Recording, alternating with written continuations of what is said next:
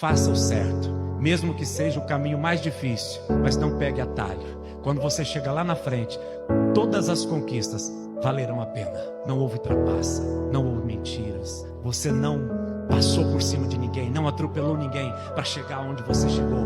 Você chegou pelo seu esforço e a bênção de Deus na sua vida. Quando você opta em fazer o certo, automaticamente você já escolheu o caminho mais difícil, mas é o caminho gratificante. Por quê?